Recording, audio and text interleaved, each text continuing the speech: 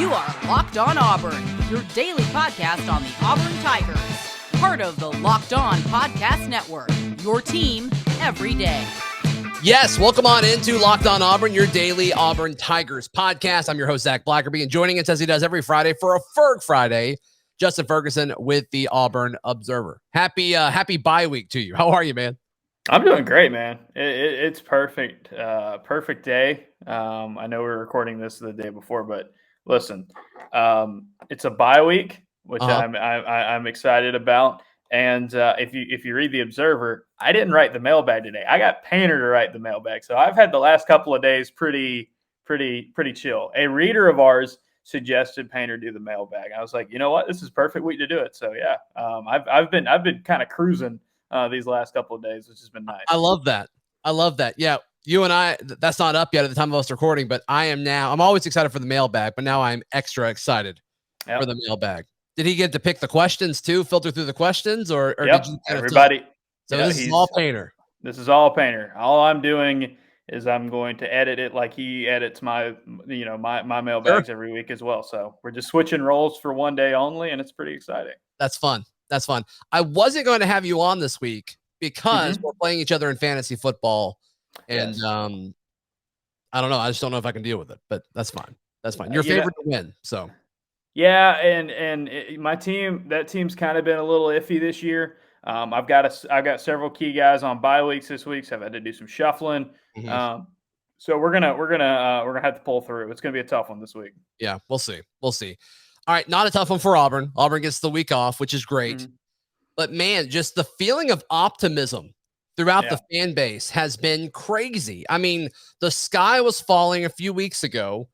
And then, we kind of falling in the third quarter against Arkansas, I think, too. A little bit at least. But all of a sudden, it's like we win that. Auburn comes back, and people are sitting back and like, we could win the West. Yeah. I mean, just a total 180 from where we were, whether it was the third quarter Arkansas or a few weeks ago. Why do you think that is? I just think this team, there's so much unknown with this team that I think people are still figuring it out, like what the identity is on offense, what it looks like on defense. It's going to be different. I think the perfect example of this is Auburn's defense, right? Auburn fans for years did not have a defense that they liked. And then they got a stretch with Kevin Steele where they were playing really good, really dominant defense for the most part. Yeah. This defense has some real talent. I think Derek Mason's done a good job making adjustments in games and coming through in the second half and closing well. But this is a very different type of defense. And so, it can be a defense that looks like, they ain't got any answers. How are they going to – they can't slow down Treylon Burks. They can't do – same thing, the start at LSU was the same way. And so it's this – you're riding this momentum wave a little bix because things are different and things are new. It's like you've been used on offense to like, all right, if Auburn hits a rut, they don't come out of it. Bo Nix is going to play that way the rest of the game. And right. And so I think the way this team is playing, it's year one and you're learning about it. It's kind of you're riding the wave a little bit because, you're not used to a team of Auburn, an Auburn football team looking quite like this. And you'll get more used to it as time goes on. But I think the schedule and combined with the fact that we're still learning a lot about how they want to run on offense and defense, I think is kind of built it to where it's like, oh, this is really unexpected. You can't judge this team and make the same assumptions that you did in the Malzahn era. And I think that's kind of hard to break those kind of habits. Yeah. I mean, it was 8 years exactly. That's all we've known for almost a decade, but I'm glad you brought up the defense and specifically Mason. CND01 in the Locked On Auburn Discord asks question for Ferg Friday. What seems to be the biggest miscommunication on the back end of this defense so far, and how can we fix it? Because the talent's there, right? I think we all agree on that, and that's what we talked about a ton all summer and fall and going into the season was how loaded the defensive backs room is, and at times it seems like it's the weakness of the team. Yeah, it probably is the weakness of the defense at least, and I think it's just they're getting used to it. I think they're learning. When you go zone and when you do some of this off-man stuff, it is very new. There's some like pattern matching you're trying to do as well, and like that's there's some new schemes back there that when it works and it clicks, it looks really, really good. but it's also not like the Kevin Steele defense was, you're going to play man, you're going to press. And like you pretty much knew what you were going to do almost every single play. They would change up some things from time to time in alignment and blitzing and stuff like that. But it was pretty straightforward what the defense was going to look like from play to play. And now when you're changing things up and looking a lot different, I think that's kind of thing. And it's happened a little bit more with zone. I mean, there's been some big plays the last couple of weeks, Georgia, Arkansas, where guys are just losing in one-on-one. That's just, getting beat basically. But there are some times where guys get free on a play, and you can tell that they're just like, oh, I thought that guy was going to be there, or oh, was I supposed to be there in that spot, or like. And that's kind of a learning process that you're going to have to go through, because you can communicate a lot of that stuff, in practices and work on it well in practices. But it's different when the other guys are doing things that you don't know what they're doing, right? It's even different going up against your own offense or a scout team, because you can kind of have a little bit of familiarity there. So I think it's a lot of learning. It's a lot of learning. And I think it's kind of that safety nickel kind of communication of, all right, who's going where, kind of timing it up and all that. I don't know, maybe not having Owen Papo out there as much, it's kind of maybe hurting a little communication with the linebackers as well, because he is such a key guy for them in coverage and in passing situations. Why isn't it just, okay, let's just work on zone in practice and run more man in games? Why is that not the answer? I think you practice how you're going to play that week, right? You use it to drill down like the game plan. I think you're at this point in the season – you're installing things. I mean, Hartson even said that this week. You're still installing stuff at this point in the year. Sure. And you're learning and you're still getting better. But like most of it is like when you get into practice, you have such a limited amount of time. That's like, we've got to drill down what we know we're going to do on the weekend. So, if you're going to call more man in the week, you're probably going to practice more man in the week. You're going to focus on that. And maybe the off week is something where you can tighten it up. I think on offense, they're looking to tighten up this week on, okay, we're not running the ball as effectively as we used to. What changed? What can we do differently? And I think it's the same thing with that. It's like you can use this extra time to kind of hone in on it. But once you're in the season, once you get in, it's like, hey, we got a specific plan we're working on for this specific opponent, and we got to get better at that. Whatever we're going to do on Saturday, we need to be doing it, on Sunday, Tuesday, Wednesday, Thursday, and so on. What have you thought about just Mason's scheme so far in the front seven and regarding alignment? Talked about a ton of different fronts that we were going to see. Has he mixed it up as much as you thought he would going into the season? And how do you think that's been effective so far? Yeah, I think they've mixed it up a decent bit. I think they were mixing it up a little bit more earlier in the year when you had TD Moultrie, because TD was such a unique piece that you could put him kind of anywhere up front, and they were using him situationally. We will see, if Moultrie is able to come back after the off week, which sounds, from what I've heard, is a good possibility. Maybe you start experimenting with that a little bit more. But yeah, I think they have moved guys around. I mean, they're finding different ways to get pressure. The pass rush has really stepped up over the last few weeks. I know Georgia didn't really show it as much, but I don't think Georgia really, Georgia was just on a different level than everybody else. And it's not like they dropped back to pass a ton that game either. But getting creative with creating pass rush and doing different things there, it helps, Colby Wooden's playing out of his mind right now. Derek Hall is really doing a good job. Your Wooden story on the Observer this week was really awesome. Well, thank you. And like there was even a stat later this week that and I referenced it earlier on Twitter, he is leading the country in pressure rate when opponents are doing a traditional drop back 3 more steps. That is just he's playing on a different level right now. Eku Leota has been an incredible pickup for Auburn as a transfer. Like I said, Derek Hall's playing really, really well at the moment. It helps that you're having players getting more comfortable and stepping up, but I also think they're doing a good job of switching things around and doing some different. Talk about the Colby Wooden's first sack against Arkansas. That was 3-man pressure. I was just getting after it, so I think some of it is how Mason is schemed up, and they can get more creative as time goes on. But I also think these dudes are just getting more comfortable and kind of pinning their ears back and playing up front instead of having to think or kind of focus too much on their alignment and all the new stuff to begin with. Right. It's a Ferg Friday. Justin Ferguson, our guest. More from him in just a moment. Today's show brought to you by our friends at McDonald's, proudly serving communities since 1965. McDonald's has always been more than just a place to get tasty, affordable food. It's a place where friends and family can come to reconnect. A place where classmates can meet up for study group, knowing they'll have dependable Wi-Fi and endless supplies of French fries and McFlurries. Win or lose, it's a place where teammates, competitors, the home team, or the away team can come to recharge. It's a place where you always look forward to stopping at a long road trip to rest your legs and refuel. I know that's always a place where my wife and I look on road trips when we're going to Ohio or coming back to Alabama, just because we know what we're going to get and we know it's going to be quick and easy and worth it. So yeah, be sure to head over to a local McDonald's to refuel and reconnect. This episode of Locked On Auburn is brought to you by McDonald's, proudly serving community since 1965. A big thank you to our friends from McDonald's for always being there. I'm loving it. Today's show also brought to you by our friends at Innovative Financial Solutions.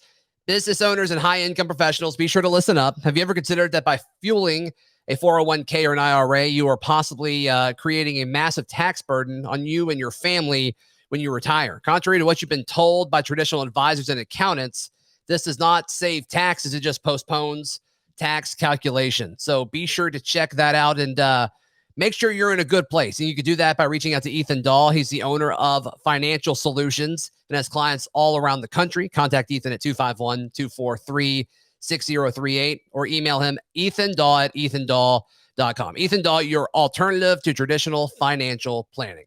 Ferg Friday continues on. Justin, I want to spend the rest of the show talking a little basketball. You can see more. I think the timing of the bye week was perfect for this. Mm-hmm. You're seeing more and more people put out basketball content, and you're starting to really feel the buzz around this program. There's a scrimmage coming up on the 29th. That's going to be exciting. But what do you think the biggest storyline for this basketball team is going into the season? I think the biggest thing for this team is we know that they're talented. I think they have a roster that can compete with most anybody in the country. I would look at their overall talent level and maybe say, well, Kentucky probably is the only one where I feel like, okay, they've got a clear step because not only are they bringing people back, they hit the portal really, really hard this offseason.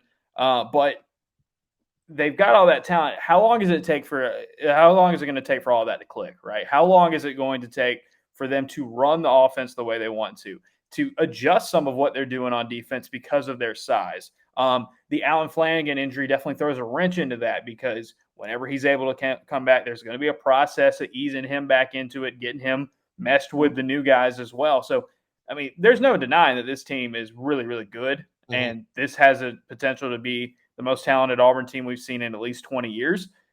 But,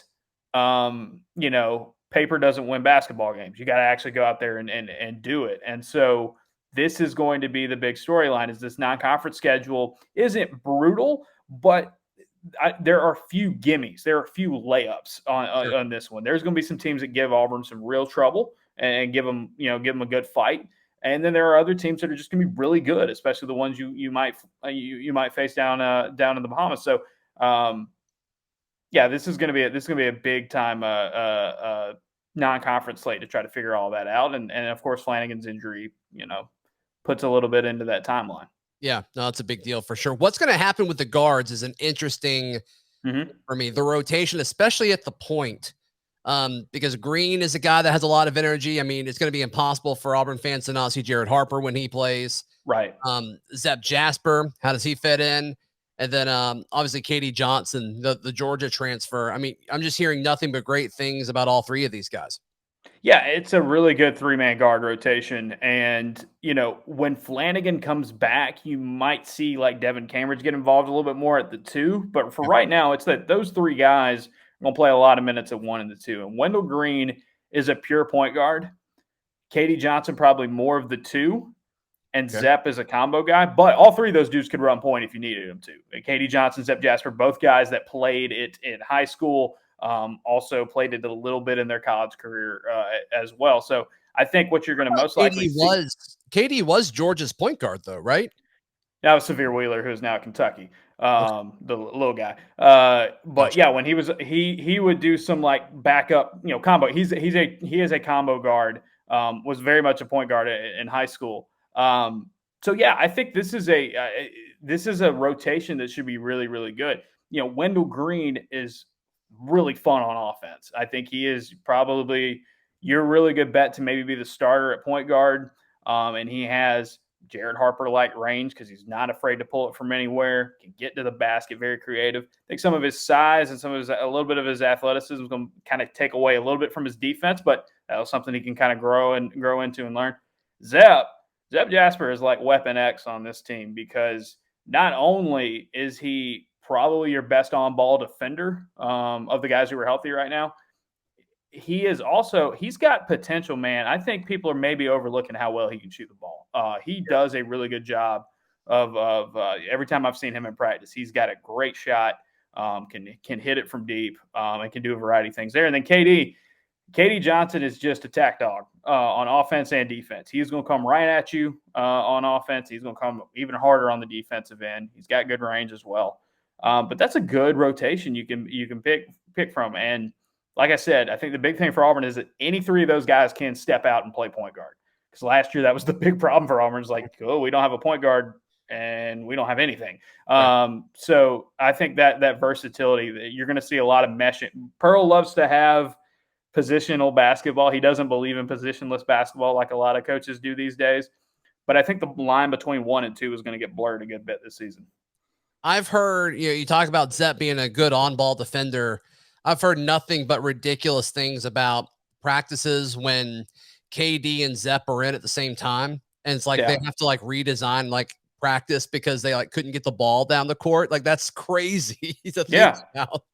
They are two chainsaws on the defensive end. They are really, really good. And so it makes me wonder what this rotation looks like, or even the starting lineup. Do you want to start the game with heavy defense? Do you want to put your best pure point guard out there earlier in games? How do you want to go situationally? Because I think any of the combinations, Zep and KD, Zep and Wendell and KD, I think all three of those pairings have their own unique strengths that in certain matchups, in certain situations, and certain opponents can really be cranked up. And so that's what it's going to be very interesting watching them figure that out early in the season and say, okay, this is when we like these guys. This is what time of game we like them. This is who we like to close, how we like to open.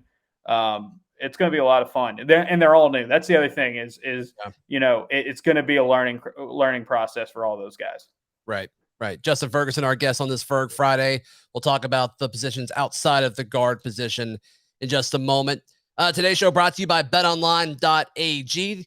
BetOnline remains the number one spot for all basketball and football action this season. Head to BetOnline's updated new desktop and mobile website and sign up today to receive a 50% welcome bonus on your first deposit. Just use promo code LOCKEDON to receive your bonus. BetOnline, where the game starts.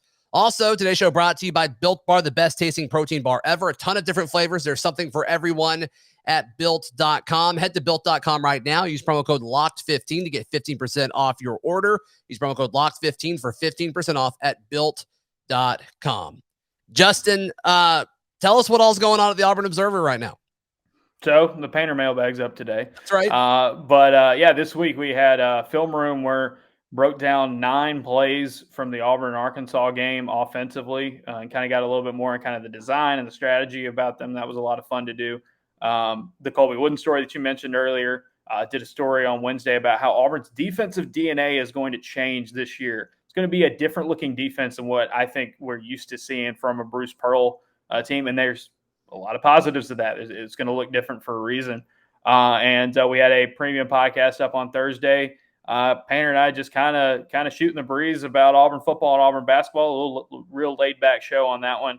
And then next week, starting on Sunday, we will get back rolling again with Ole Miss coverage and Ole Miss week content, and we'll get to more basketball as we get closer and closer to the season. So a lot of stuff at AuburnObserver.com. $60 a month, $60 a year. Sign on up, and everything we do gets sent straight to your email inbox, whether it is a newsletter or it is a podcast. Yep, and a great time to sign up because you're the guy for football and basketball. And so you get both of those things at the Auburn Observer. So no question about it. Outside of the guard position, Justin, you got Kessler and Cardwell at the 5. Is everybody else going to rotate to that 3 and 4 spot? Is that kind of what you're thinking? I think you're going to see Stretch is pretty much just a 5 as well. The center minutes are going to be fascinating to watch. And one little tweak, and I haven't really seen it in practice yet, but one little tweak that intrigues me is they listed Kessler as a forward/center on the roster, whereas Cardwell and Akingbola were both centers. Okay. Is there a chance that you could see Cardwell and Kessler playing at the same time at some point, or Kessler and Akingbola? I don't know. We'll see how the rotation shakes out. But yeah, the 4 spot is Jabari and Jalen, and Jalen can kick down to the 5. I think you could even run some big lineups and put Jabari out as a 3 in certain situations. But that's kind of the only thing there I have about Jabari. And Jabari offensively, he can do it. He's pretty much a wing that is the size of a big man. The only thing there is just defense. Like, can you trust your big freshman to be a guy that, hangs if you go man with some of those wings, those athletic and often undersized wings that you find in the SEC. But yeah, this rotation in the front court is going to be fascinating to watch, because between Kessler, Smith, and Williams, someone is not starting. All right. You can still play all those guys starter quality minutes. That's how the front court works. Front court guys usually don't play as much as backcourt guys. So that is a fine little rotation you can come up with. But you want to find ways to get Cardwell on the floor, because obviously you're going to want to find ways to get Akingbola on the floor, because he makes the defense better as soon as he steps out there. Like, that's period. That's statistically what he's been. So I do not envy Bruce Pearl on having to figure out that rotation, because he's got a ton of options, and I don't think he can necessarily go wrong with anything that he tries to do and anything his staff tries to do there. But the challenge is going to be, what is the most optimal rotation? What is the most optimal way to make sure that all these guys get minutes? And then at the 3 is going to be, early on, it's going to be Devon Cambridge and Chris Moore. I think Chris Moore's really transformed his body, looking leaner, looking more explosive. He's learning how to be a wing at the college level, because he was a pretty physical big man in high school, and he was really good at it. And last year, Auburn was a better team when he was on the floor. There were a few guys that, when in his minutes, impacted Auburn's offense and defense as more as Chris Moore did. Mm-hmm. So you want to still have that spark plug. I think you get some more minutes early on when Flanagan's out. What does Devon Cambridge look like this year? Because I think there's potential for Devon Cambridge to be the story of the season, with all of this going on with all the newcomers and what it looks like in the front court and the back court, and Flanagan's not healthy. And there's an opportunity right here for Devon Cambridge to really cement himself as an outstanding player for the Tigers, and could go down as somebody like a Malik Dunbar, or maybe a guy who wasn't never, quote, the star or a starter, but can win you basketball games, because he has physical gifts that few do on this team. And additionally, from talking to people, including Bruce Pearl, it sounds like, and it looks like, he has made a really good effort this offseason to get better as a defender and to get better as a rebounder. And if you bring those two things, especially with Flanagan out early in the season, you can really, best case scenario for Auburn, Cambridge plays really good basketball at the beginning of the year. Flanagan comes back, and then for the rest of the year, it's kind of like the Tank Bigsby Jarquez Hunter combo in football. You're not going to give a defense another team a moment's rest, because it doesn't matter which one of those two guys are out there. You're going to get it from that 3 spot, right? You are going to get a physical, explosive type of player on both ends of the floor. And so Cambridge is a guy I'm really interested in seeing the most of the returners in the early season, because I think he has the potential to be a game changer and a difference maker. So what is your prediction for a starting 5? Right now, I would probably look at a starting 5 of Wendell Green, Katie Johnson, Devon Cambridge at the beginning of the year. I would go with Jabari Smith and then Walker Kessler. That is probably my best bet at 1 through 5. The ones where I could say maybe are, you might see a situation where Zep could start at the 1. Okay. And you might see a situation where early in the year they find Jalen starts, and it's hard for me to think that Jabari Smith doesn't start, but maybe they do something different, early on. Maybe Jalen plays more 5 minutes, but it does seem like those two are going to be kind of coming at you at the 4, and then the versatility that comes off of that. But that seems to me like the best bet there, the 1 through 5, and it'll be interesting to see how much that changes when Flanagan returns and once some of these new guys get more comfortable. Yeah. I think I've only said this on Twitter, but Zep Jasper, he will be coming on Locked On Auburn once a week. So we're excited to have him. It's a good one. His energy is awesome. The one time we had him on Locked On a few months ago, he was He was great. Infectious. Very good interview as well. Like, yeah. I think your listeners are going to be very, very, very happy to hear that once a week. Yeah, I'm excited. So that'll be cool. Do you think Bruce is going to have to change how he manages the team in regards to you don't want guys that may, be buried a little bit in the depth chart to transfer at the end of the season, like a Chris Moore or a Stretch or something like that? I don't know. It's a good question because, there were guys that played a lot last season or would have played a lot last season that still left, right? And so I think it's just the nature of college basketball at this point where guys are it's going to be a free-flowing roster. And Auburn benefited from that this offseason by picking up Kessler and Katie Johnson and Zepp and Wendell Green Jr. Sure. But I do wonder. I mean, the buy-in, I think, is definitely there from these guys. I mean, when you talk about the end of the bench for Auburn, you're talking about Chris Moore and Dylan Cardwell and Stretch Akingbola. Those are three guys that are huge, big-time believers in Bruce Pearl and what he's doing. And so we'll see. I mean, guys got to make the best decisions for themselves. Not saying you wouldn't have said the same thing about a Jamal Johnson or Javon Franklin in the past, but sure. I think it's the key every year is going to be field the best team you can and play and try to maximize what you've got right now because it might not be there next year. Whether it's I think we all can kind of see that Jabari Smith will probably not be playing at Auburn for more than a few months. Sure. I think it's very possible that guys like Kessler and Flanagan could be testing the waters, maybe earlier than people expected, and then transfers are going to happen. It's just kind of the nature of the sport at this point. So, no, I don't see them changing it. Bruce having to change it as much, but it's going to be, how close and how committed is this team going to be? I think very much so.